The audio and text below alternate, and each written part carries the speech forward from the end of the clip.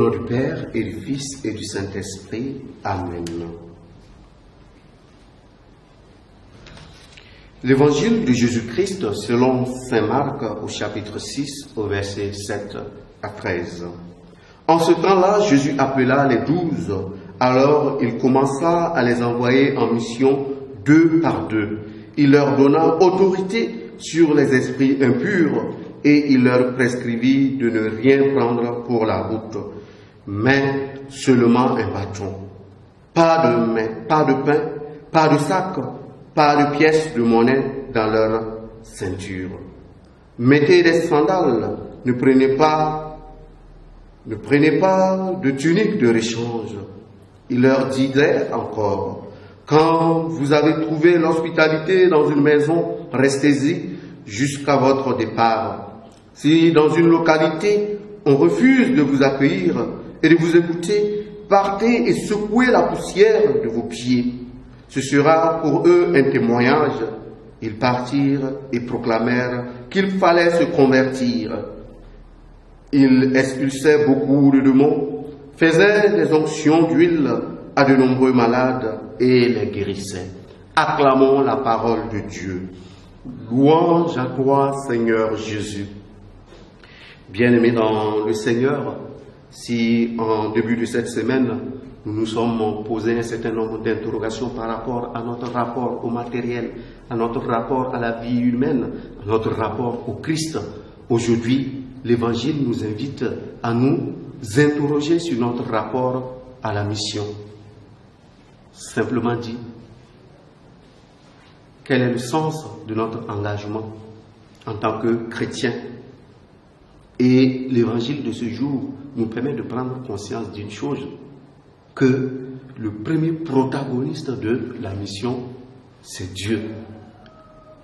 Tout comme le Christ envoie les 12, c'est encore lui aujourd'hui qui nous envoie. Et lorsque le Christ nous envoie en mission, eh bien, la mission a un contenu. Ce n'est pas à chacun de donner à la mission un contenu. Le contenu de la mission, c'est proclamer la bonne nouvelle. Proclamer la bonne nouvelle, appeler l'humanité à la conversion et guérir les malades. Autrement dit, relever l'homme, rendre à l'homme sa dignité. Cependant, la situation actuelle de notre société ou de nos sociétés montre que nous vivons des temps de crise à tous les niveaux,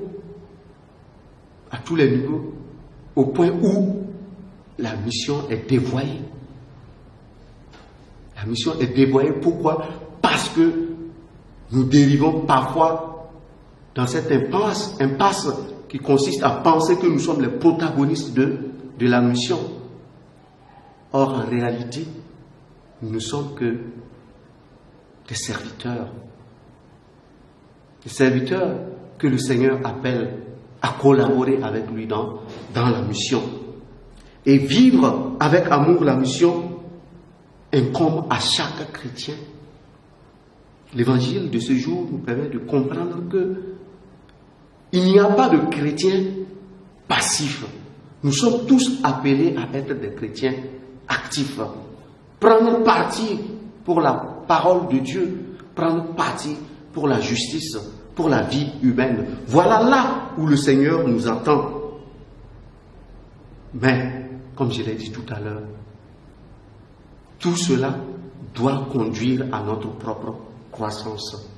S'engager dans la mission n'est rien d'autre que le signe de notre maturité spirituelle, le signe de notre croissance spirituelle. Au cours de cette journée, nous allons demander au Seigneur qui nous aide à grandir dans notre vie spirituelle et que cette croissance puisse se traduire par des engagements concrets au service de la charité, au service de l'humanité. Loué soit Jésus-Christ.